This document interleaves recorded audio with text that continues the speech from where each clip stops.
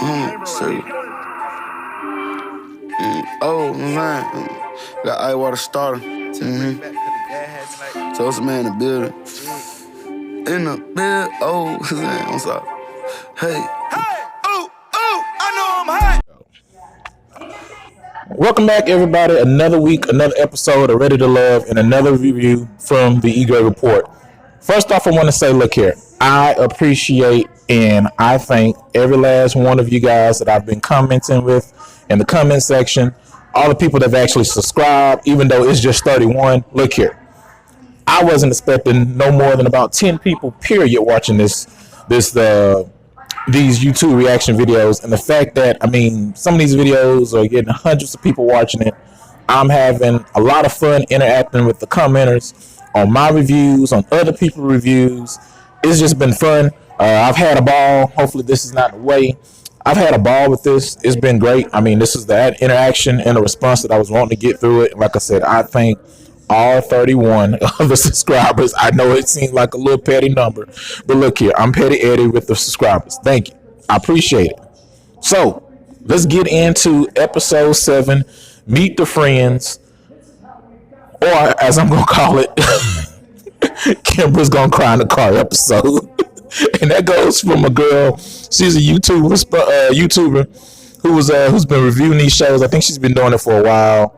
Her name is Darlinda Tracy TV, and we were going through the comments about Jimmy and how Jimmy exited the show, and she hit it with like the classic like walk off comment at the end of her review, and it's like, Jimmy gonna go cry in a car. And that was so damn funny to me, because that's the same thing that I felt like when Jimmy got let go. Like, Jimmy walked off like, damn, they ain't have to do me like that.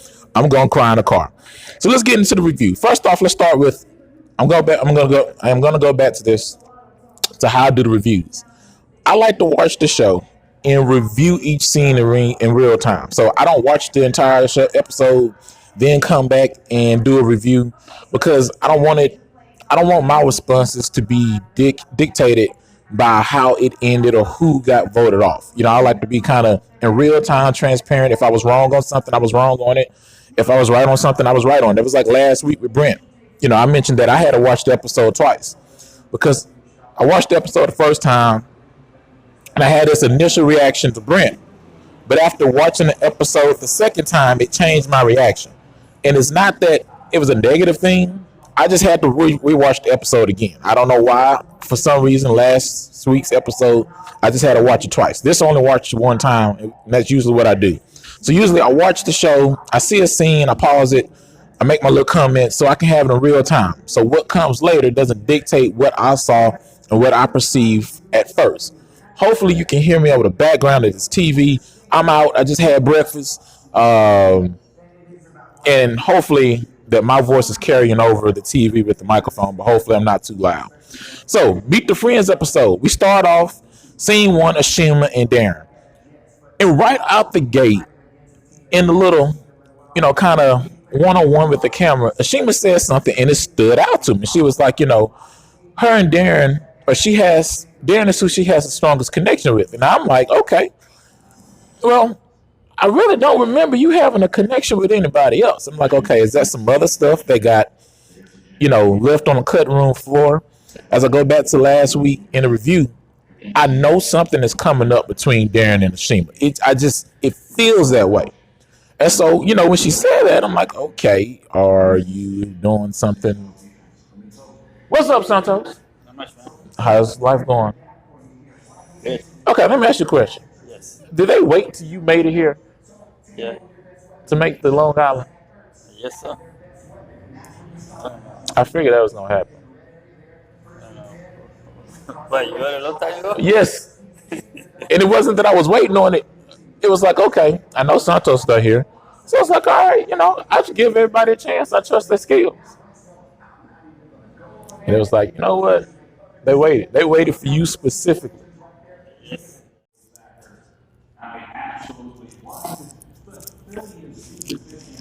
Oh, yes.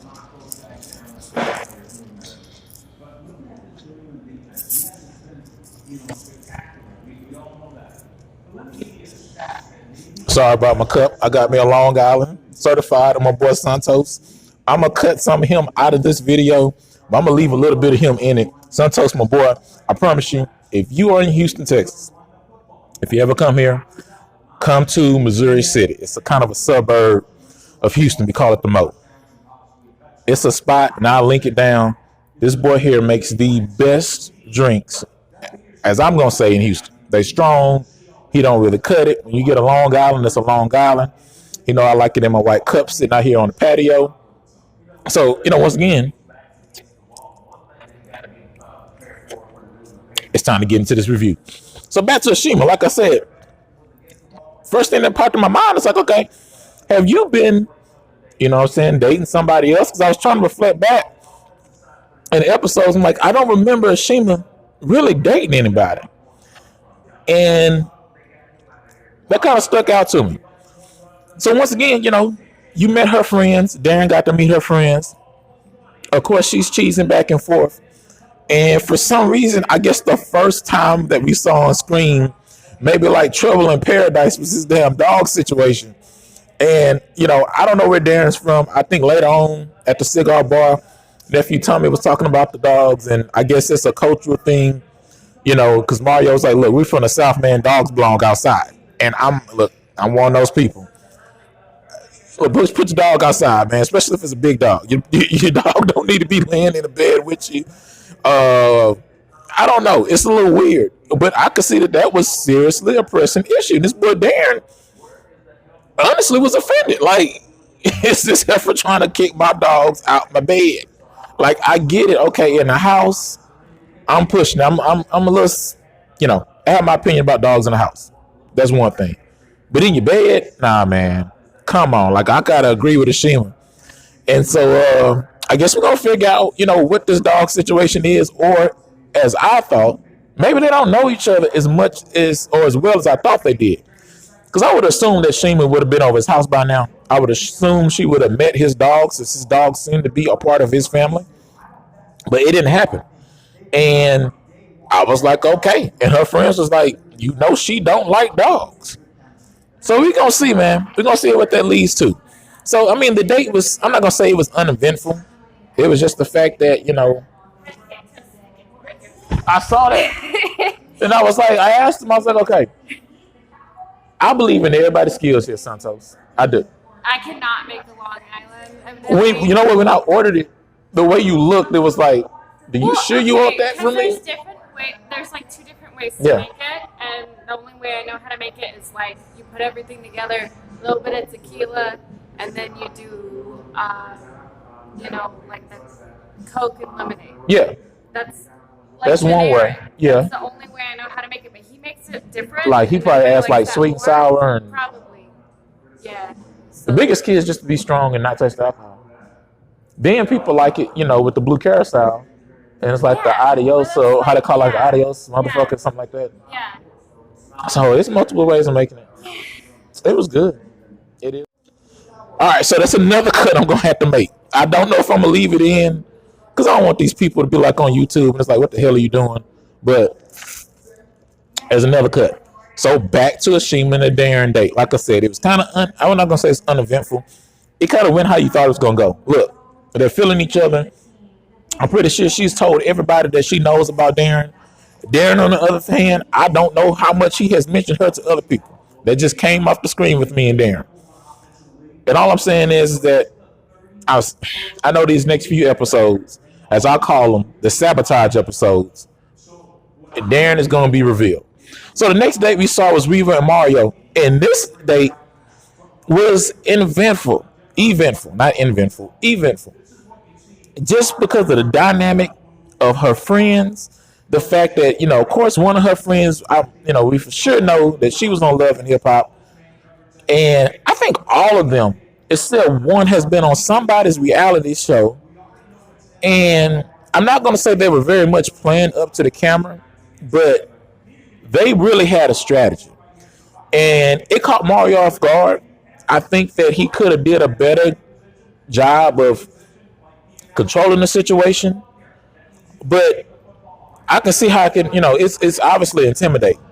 And I use the word control. Let me kind of go back with this or kind of explain myself in control, because I don't want people to think that I'm a control freak, because I'm really not, or that I'm overly controlling of women or putting women in a box in a place. But my thing is this: as my personality goes, I'm not afraid to speak my mind, to try to think about what I'm going to say and have a point when I say it. So when I talk to a woman or to anybody, I'm never really intimidated.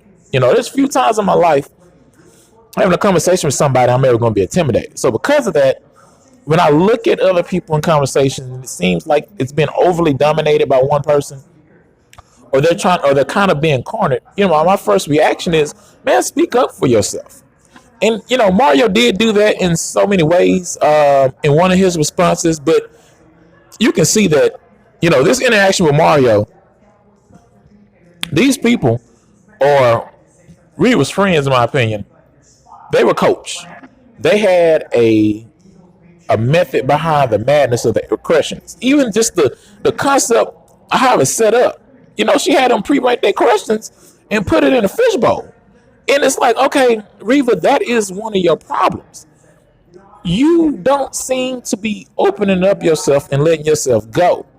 And to me, it just seems like, she's not being transparent with him. And to me, that's a problem. She was letting her friends do the dirty work. I don't think she was being totally honest and transparent with her friends. Because the simple fact is, they came in with this idea, this notion that he is somehow not courting her enough, or, well, that was Brent. But he's not being aggressive in pursuing her. There's going to be a lot of editing in this episode, man. There's going to be a lot of editing. It is what it is. So back to the review. Once again, like I said, I don't think Riva was being 100% transparent with her friends and her interactions with Darrin, with Mario. It came off as if what she has been telling them about Mario may not be the truth of the interaction. My thing is, I think one of the reasons why you're so reserved, or you don't have more confidence about the way Mario feels with you, is because you're clearly not Mario's number one. Tunde's Mario's number one, and I think you are a distant number two, which I'm kind of perplexed by when your friends are hitting him with these series of questions. It's like, if I'm Mario, and I think he says that in his own way, like, okay, she wasn't stepping up for me. It wasn't even needing to step up for her. If I was Mario, I would have took more control of the situation. Number one, from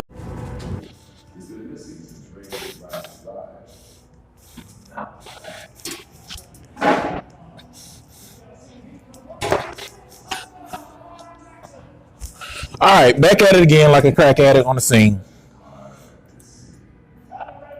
I'm probably gonna cut that out.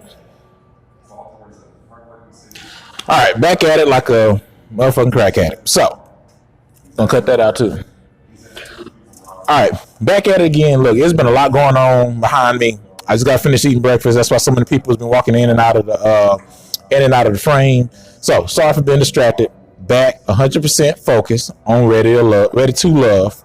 I keep on wanting to call it Ready or Flavor of Love. You remember the old show back on VH1? Flavor of Love was kind of one of the early reality shows. I always want to call this Flavor of Love. It is Ready to Love. So, back on the scene, back with Mario and Riva. Like I said before the last interruption, and I get this all edited and cut through.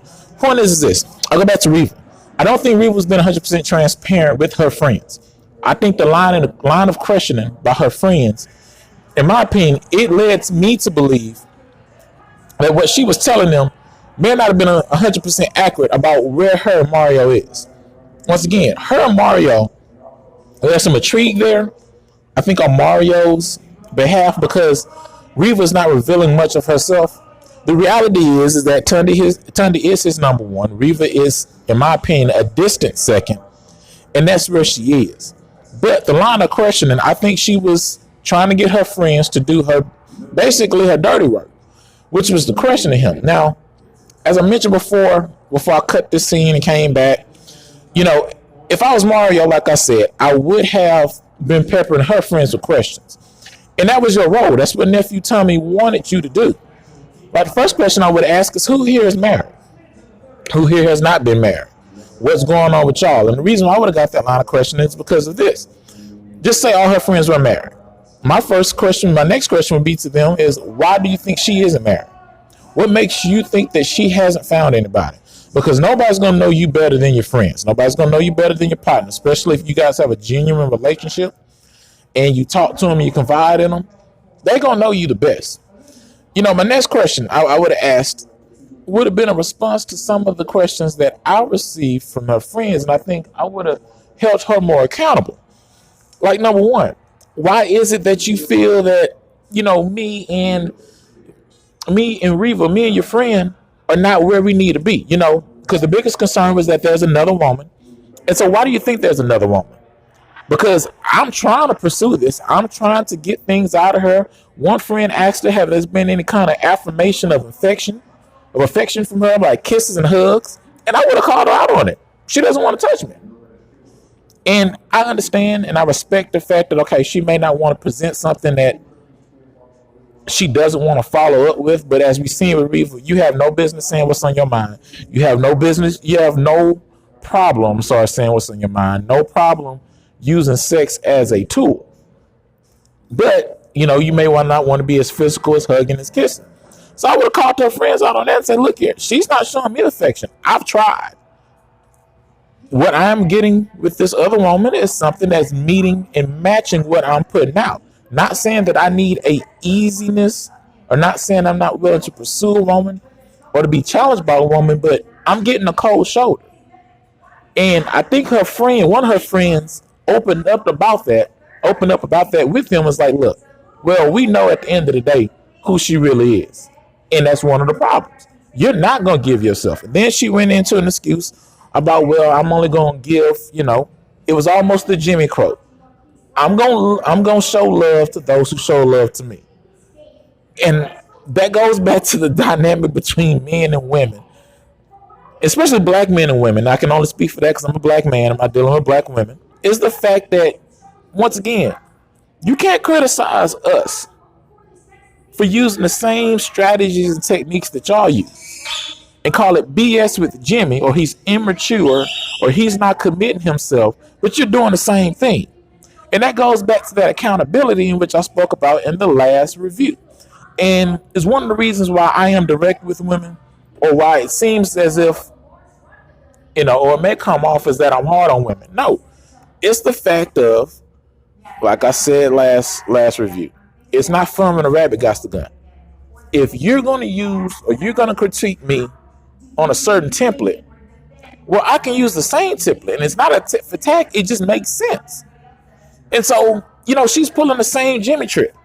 Another thing, if I was if I was Mario, I would have called her out on it. If you feel a certain way about me, you need to be upfront. You need to be able to communicate clearly, concisely, and tell me what it is that you feel. Another issue, I think, is a dynamic between men and women. This is not even black men and women. This is all women and men. We are not mind readers. And for some reason, women get that confused that or they think, especially with black women, they'll say this: you trying to play stupid. I'm not trying to play stupid. I don't know what's on your mind. You need to tell me. Hey, if you're feeling me and you're liking me, say it. That's not meaning that you are putting on the shoes or the pants in a relationship. That's not saying that you are being the aggressive one. That's you letting me know where I stand. And I think women, and I'm gonna say this specifically, black women, I think y'all get that confused. That, okay, I'm always having to step up, to the plate for a man. No, it's not. Here's the deal. You need to tell me what you feel. I'm gonna tell you what I feel. Now, we see that may not always happen. We're gonna see that a little bit later with London, and I'm gonna call out London about that. But women, if you're feeling a certain way, there's things in your mind, ask a man, especially black women. Ask a man, ask us, or tell us where we stand with you. We can take that. The line of question and interrogation, of course, that's a little bit too much, but just be upfront, be a little bit more transparent and say, look here, I like you, I'm feeling you, I'm reserved because of this. Now, she did eventually do that in this episode, but the bottom line is that you're not really giving 100%, Riva. And I'm thinking that's going to cost you at the end of the day. I don't know. We're going to see. We're going to find out. But we'll figure that out. So the next scene, the next date is Alexis and Kari. And yes, I'm going through my notes. Once again, I'm going to go back to Kari. And I think I got into this conversation with a lot of the commenters throughout the week. I really do feel bad for Kari. And it's not specifically for Kari as the OG, because there's some of y'all that think I rock with the OG Kari a little bit too much. I feel bad for him, or even if it was a woman. I think the casting has to do a better job of balancing the age gap up. Like, if you're going to have an individual like Kari, and I felt that way with Pastor Chris, because I think Pastor Chris was like 46, 47, 48. My thing is this: if you're going to have a man that's in his 50s, you're going to have to counterbalance that with women that's in their upper 40s or in their 50s. Like, you're going to have to do that, because it's unfair for him that he's trying to navigate through this minutia, or even if it was a woman, if they're trying to navigate through this minutia of being with people that are, in this case with Alexis, she's 19 years his junior. So there's just a discrepancy there. And I give him kudos for doing the best that he can, trying to find a connection. I think he really did try to find a connection with Riva because of her age and what seemed or perceived to be her maturity. But I think Riva's a little bit more immature than her 43-year-old age, kind of suggests. But he couldn't find that. And so, of course he finds Alexis, and I'm going to get into about my beef with Alexis, try to clean that up. Of course Alexis is intrigued by Kari. I think it's the fact that she is getting bits and pieces of Kari that she can latch on to and say, okay, there's more there that I can explore. But the biggest thing is, I think it's the fact that she hasn't tapped into Kari like she has with London. And so I think with the OG Kari is that he challenged her mentally in this game of what Alexis plays. And it's clear that Alexis plays a game. We see that later on in the episode when we get into Alexis with London. She clearly is playing a game. I've told you this. I've told y'all that since the review. I told you. Neither here nor there. And I think I've got into it. Not got into it, but we've had good debates back and forth about Alexis and other people's, comments and even in my comments. But she's playing a game. It is. She lays that out very vividly and very clearly once we get into this little date she had with London. And so my thing is, she's intrigued by Kari. I hope Kari doesn't get played at the end of the day, which for some reason I still feel that he is.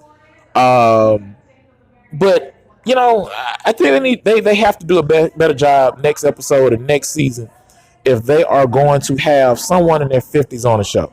Because it's just not fair to anybody, whether it's Kari, whether it's a woman, whether whoever it is. It's not fair to them. And it kind of, like I said, I feel some type of way about it.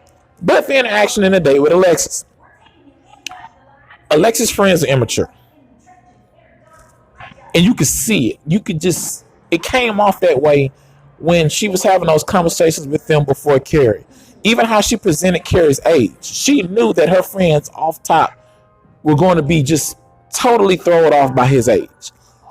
And I picked up on the fact, because of her friends, and not just say that she's a reflection of her friends, I don't think Alexis is as mature as she comes off as. I think she may be accomplished. I think she has, in her career, maybe hit some self goals. And I think we're going to see that with Kimber. What happens when you are a woman and you're single out here and you start getting to your 30s and eventually your 40s and you have not married and you're single and you've checked off all these check marks in a box of accomplishments, and at the end of the day you still left with the one that's the most important, which is having someone to confide in, having a relationship. Because look, it's the reality. Walking into that house and it's quiet and the only person that is there is you, that starts to mess with your head. It is. I can tell you that it does. And this is from a person that has been married. It starts to mess with your head. And, once again, I'm pretty sure that's amplified as a woman, that is attractive, that has accomplished a lot of things. And, to yourself, you're saying that, hey, man, I'm a perfect match. I should be the person. So once again, I think her friends are a little bit immature.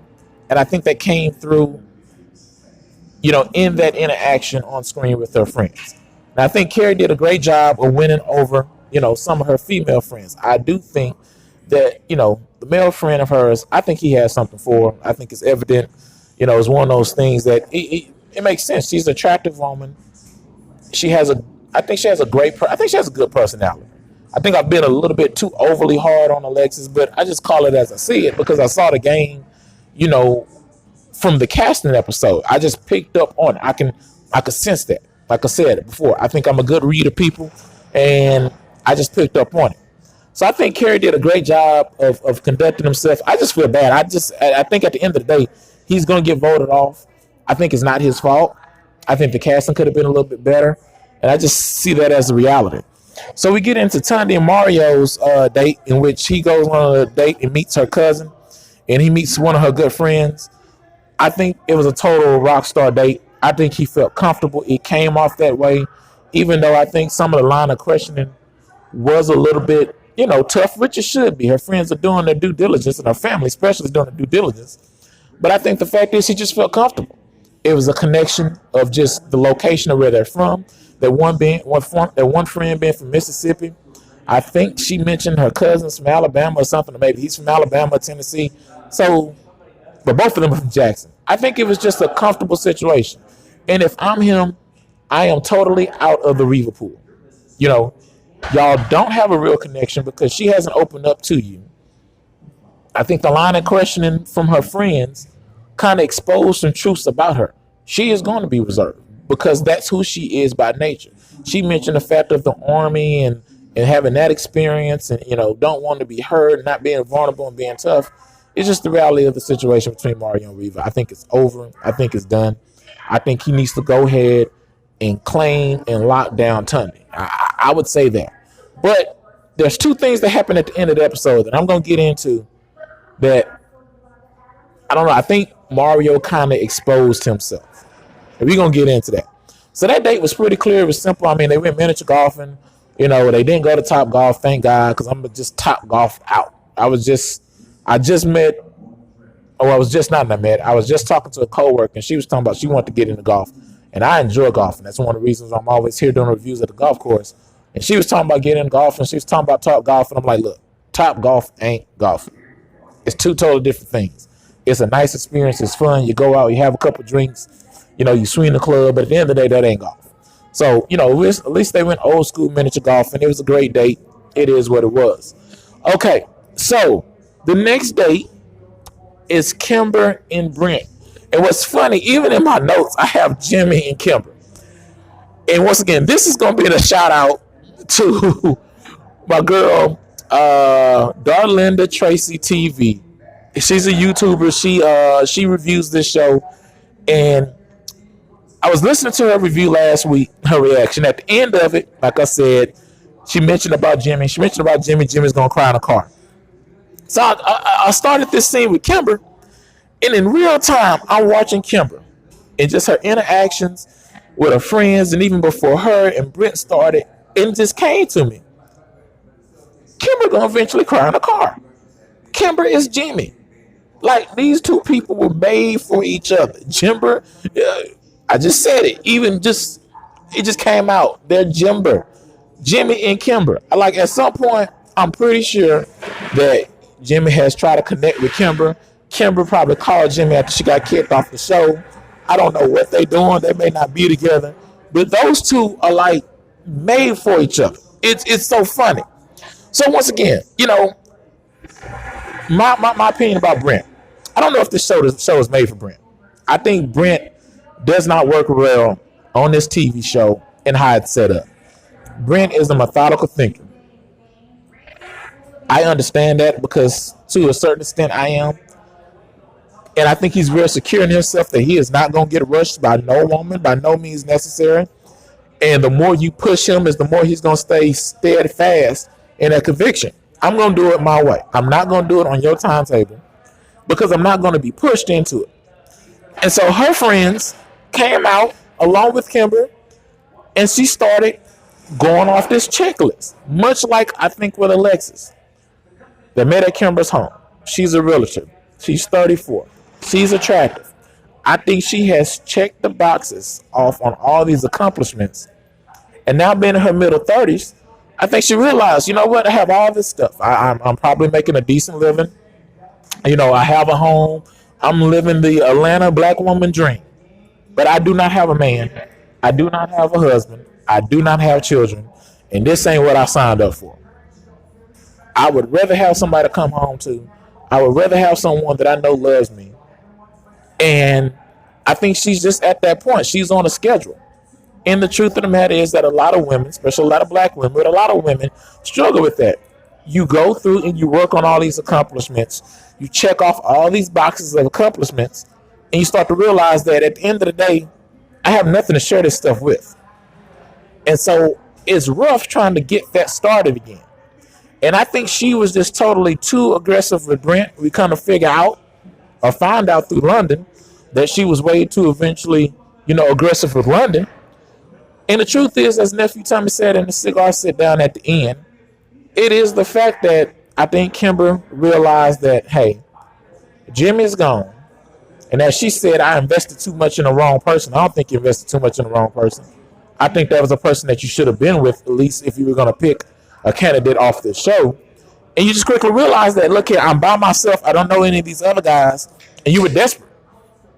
And, a situation with London, as he brings up the fact that she slid in his DMs. I mean, once again, I know this. Sometimes I dress like that. That boy London going to have to look himself in the mirror, man, and start toning down that male thoughtness that he got going on, man. You can see it when London hits the scene, man.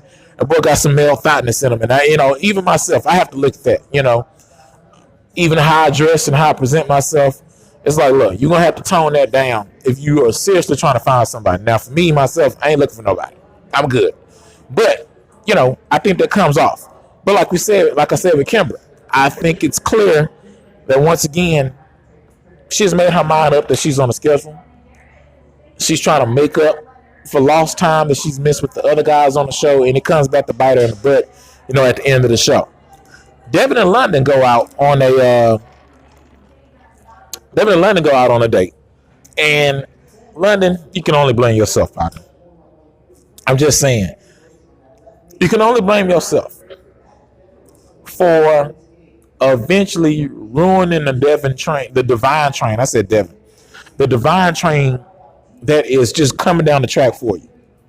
First off, London, please, my boy, you got to stop with this taking these sips of the damn drink. Anytime London is asking a question, come on, London, dog. You're not choking. Be transparent with these women. Be 100 with them. Divine ain't going nowhere if you tell her the truth. We're going to see with Alexis. Alexis definitely ain't going nowhere. Because Alexis has her. You are now that marlin on a wall. That big fish, that big catch. She is going to get you. Not even the fact that she don't even, whether she wants you or not. Because I think she is intrigued by you. I think she's attracted to you. I think you're or her type of speed. But she's going to get you, as she says, later on. Because Divine's there. She's going to beat that. Let me not say that word. She's going to beat that heifer out for you. Period. You in her crosshairs. And you don't even realize it. So, once again, Divine Atlanta goes out. Divine shows up with her friends. She catches London in a lie. And I'm just going to have to go ahead and admit it. You lied, partner. She clearly asked you about if the show ended today on her couch, who is it going to be? You was too busy trying to play a game, trying to be a thought boy, that you forgot your damn lie. I'm going to go back to this.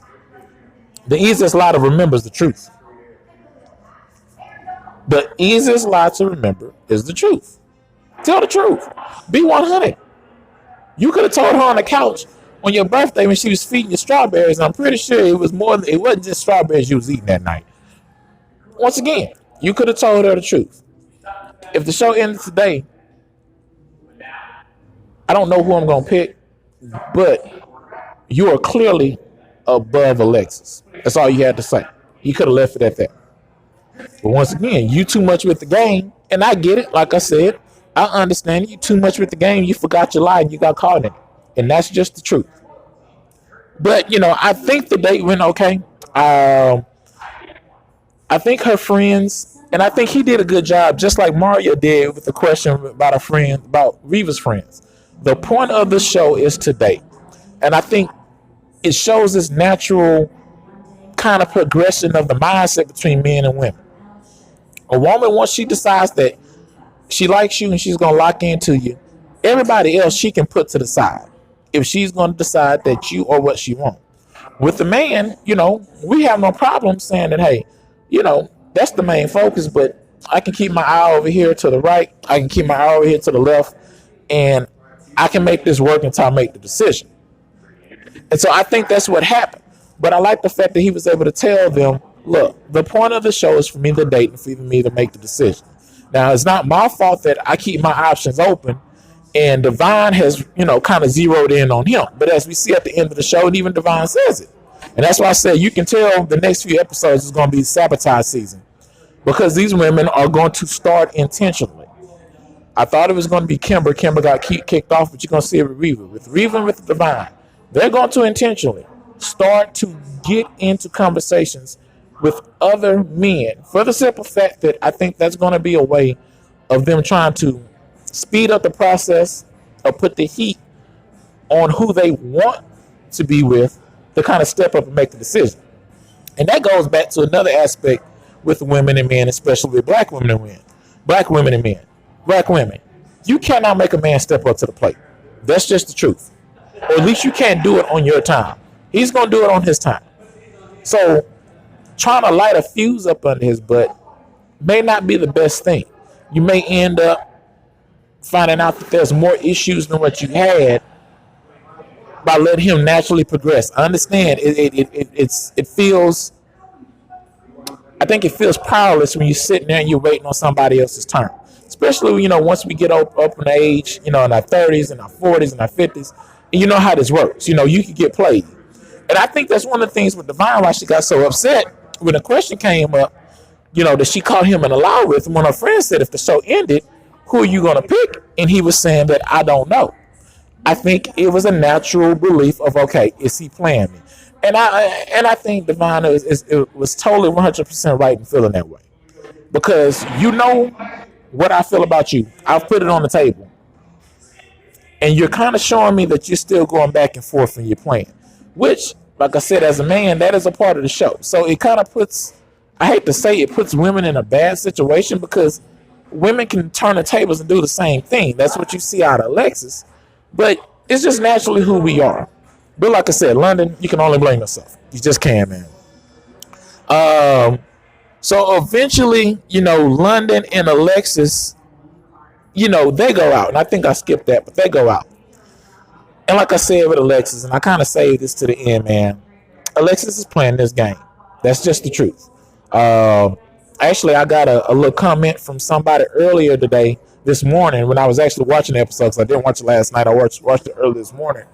And I tried to ignore the comment, but I saw it where it's like, okay, Alexis is back to playing these games. Like I said, she clearly presented it out there. She told London straight up, I'm bothered. Well, I'm not that I'm bothered. I'm jealous. I'm jealous for the fact that you're giving this chick a time of day. Because in her mind, she's a zero. It should be me. You need to choose me. And I think that goes back to, like I said, one of the issues with Alexis. And she can call it that she's looking for an alpha man, or she's tired of having to be the dominant person. But it's like, look, it's okay for you to kind of, I don't want to say humble yourself, but kind of fall back and let a man come get you. And I think her personality is not built for that. She is going to be in control. It goes back to the conversation she had last week with the kids, with Jimmy. I don't think that she was just overly aggressive with Jimmy. I think that, like I said with Kimber, she controls her narrative and her direction so much. And I said this during the casting review, that she knows what she wants. She's at this point in her life. She's ready for children. She's ready for a husband. Now, I don't know if I'm 100% sold that she's ready for children. She says she is. She's told Jimmy that. She's told now London that. And as London said, this is the first time that you ever mentioned this. And it's because she probably feels that she has so much game she doesn't have to say it. Sorry for the camera. Sorry for the camera shaking. But I do think that a part of her does want children, and she wants it on her time so much she just can't help it. Like Alexis cannot help of how aggressive she is. Like I think if you really showed her that, look, you're a little bit too much aggressive for men. This is the issues that is causing. I don't think she'd still change. I don't think she would, because that's just in her nature. She's a strong woman, and I love strong women. Like you have to be a strong woman for me and you to be together, because I am a strong personality. I don't say I'm a strong personality. I'm opinionated, as I've been told, and it's not really being opinionated. I think I'm good at just communicating. I'm gonna tell you what's on my mind, whether you like it or not. I'm not gonna be disrespectful for you. I'm not gonna be inconsiderate, but I'm not gonna sit here and bite my tongue when I have something to say, when I feel a certain way. And so her personality is good. But because of that, I think she's always used to controlling the situation. And I think that's her attraction to Kari. She hasn't found control of Kari yet. Excuse me. And that's why I say I hate it for the OG Kari. I thought he was going to be an early elimination, like I said before, but I think he's going to be dropped at the altar by Alexis, because I think that she is going to get London. She's going to get London. And London just does not realize that. So at the end of the show, we go back to the cigar bar, and eventually the guys make the decision. And there was something that came out of that, once again, it just confuses me. First off, I think it was London, and the fact that, he talked about Kimber sliding into the DM. And he said the only thing he could do was peep out game. And I'm sitting there like this. Oh, are you serious? So now you can peep game, London. You can figure this out now that Kimber is about game, because she slid into your DM and she was like, look, man, we need to get into this situation with these children, and like we're gonna have some smiling babies. But hell, your ass has been on Super Mario All-Star with Alexis the whole damn episode. And you don't realize that you on those games with Alexis. You on Alexis's Minecraft game. It's just the beginning. Like, come on, bro. You got to figure that out. And then I go back to the cigar bar where they had these conversations, and they called out Kimber. And Kimber was kind of the main topic of the situation, of the conversation in the cigar bar, outside of Darrin and his dog problems with Ashima, which obviously is a real serious issue with Darrin. But that's what I said in the past about this show. It's like, look, man, I think that I would have gathered the guys together if I was on the show, and I would have said, look here, we need to figure out who really need to be here and who's really not. So my personal opinion with Riva. Riva has wasted 3 to 4 episodes of these men time, in which I think that y'all should have knew this a long time ago. Riva's she's not a match for anybody, it seems like. OG Kari, once again, after they had that conversation about the text, Kari chunked the deuce at her. Now, we have upcoming episodes coming up, so we may see if they rock with each other again. But Kari was like, I'm done. Mario, I don't think Mario's really feeling her. Let me change. Let me hold on, let me bring that back. I think Mario is feeling her. Or I think Mario just likes to feel women. And that brings me back to something I said earlier. And I'm going to get back to the cigar part.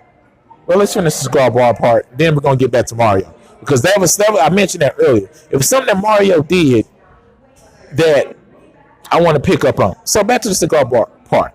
This is the reason why I said I would have brought the guys together. Because my thing is this. If Riva doesn't seem like she has a connection with anybody, we could have got her off the show 3 episodes ago. We could have kept somebody else. Angie could have been killed. I think Angie's totally attractive. A little bit. Aisha, she could have been killed. We could have figured out what was going on with somebody else instead of giving our time to someone that nobody really had a connection with, and we see it's evident. Riva is I think she's hanging on by a thread. I do think that there's some potential with her and Brent, because I think the personalities are the same, and I think they can work on the same timetable. Or maybe they're just good to be friends. I think they could be good friends. I think those two, in my opinion, may build a friendship or a connection outside of the show. It may not be romantically, but it may be a connection. But that's what I was talking about. That's what I meant when I said that I would have brought these guys together, even away from Uncle Tommy, and just said, look here, man, what's all our opinions on these women?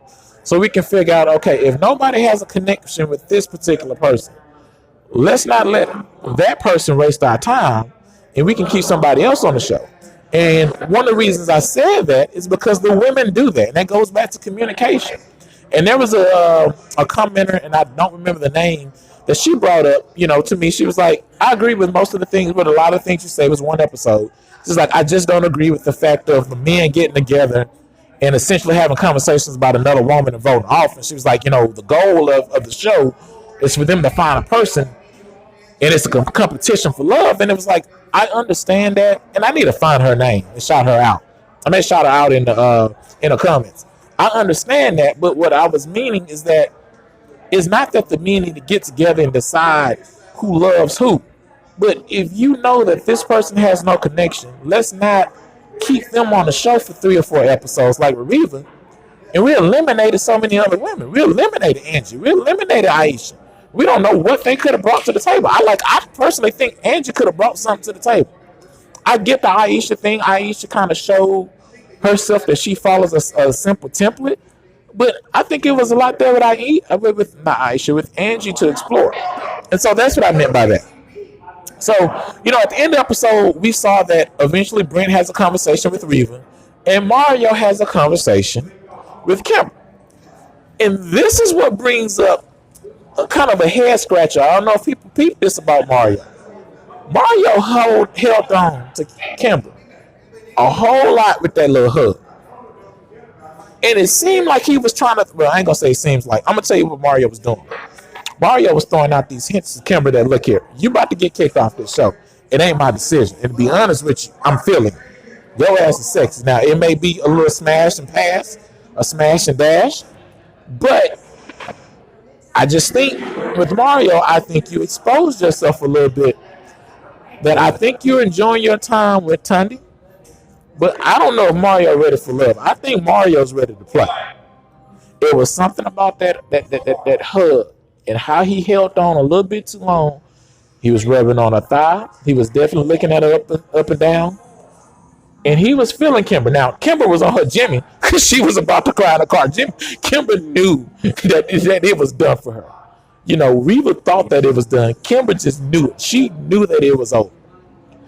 But I don't know. I'm curious to see what's going to happen with Mario. I know this Darrin situation because we saw through a preview that Darrin was out with Tundi.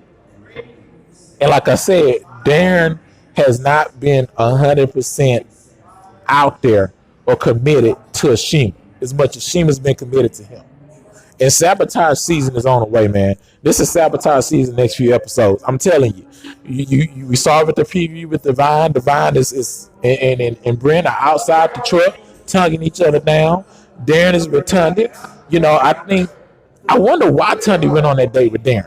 Or maybe it's one of those situations where I think it was last season, kind of close to the end. If you tell me it's like go out with somebody that you hadn't. I believe that happened. I'm just curious, man, and I'm curious what's gonna come with Mario because Mario, his game plan, his words are tight, but I just wonder if he still want to play around, man. OG Kari, I think he's gonna be the next one on the chopping block. I think that Alexis is once again a full court press is on with Alexis for London, and I'm just gonna figure out which one she's gonna drop because she's gonna drop one of them. I just hope that London man, go ahead and commit to Divine if that's what you want. Don't take it as that former. Don't take it as that mindset of, well, I know Divine, likes me. She wants to mess with me, but I'm still a tree. I'm gonna go after this big game hunting that's Alexis because Alexis hasn't. I don't know all about her, and we saw it in that last date with Alexis in London. London is just, he is smitten by Alexis, and Alexis knows it. And I think the only thing that she's waiting for is for him to say, look here, I'm done with Divine. But then I just wonder what's going to happen after that. Is she really going to commit to London, or is she going to play him and go to OG Kari, or if she's going to drop OG Kari like a bad habit and go to London? I don't know. I'm interested. Point is, this is the review. I thank you guys. I know it seems like it's a lot of rambling. I got a lot of cutting and editing to do. I may leave in some of these people that came in and ran through the video. I may not. I appreciate the love so much. Comment, like, subscribe to the video. Go to my Instagram, efren.gray. It is going to be posted. Follow me on Instagram. I really want to do an Instagram live, about the show. I just want to make sure that I have enough people that watch the show to do it, because a lot of my friends don't really watch the show. So, definitely subscribe to me on Instagram. Matter of fact, I'm gonna link my Twitter, because I see the Twitter game is really popping, and I just don't really use my Twitter as much, especially since I've been out of real estate. Yeah, I do real estate, and that will be going back live soon. But the bottom line is, I really just don't use my Twitter. But I'm gonna link my Twitter. I'm gonna link my Instagram. Thank y'all so much for the love. Thank you for all the support. Thank you for all the comments. The comments are fun. Make sure you comment, you like, subscribe to the video. I'm gonna get this posted up early. I mean, it's 12 o'clock Central here on the dot in Houston, Texas. So, it's 1 o'clock on the East Coast. It's 10 o'clock on the West Coast. I'm gonna get this popped up probably within an hour, so everybody can get to it instead of waiting, a couple of days and getting it linked in, getting it uploaded to YouTube. I appreciate it. Can't wait to hear from you guys. Can't wait to see what next episode is gonna do. I may do a comment to the episode previews, because I know on network on their YouTube they usually have a preview, a sneak peek episode. So I may do a review to that just to see what's going on. But hey, it's been fun. I'm out. Have a great weekend. A great week. Deuce. Oh man, got ice water starter. So it's a man in the building. In the building. Oh, I'm sorry. Hey.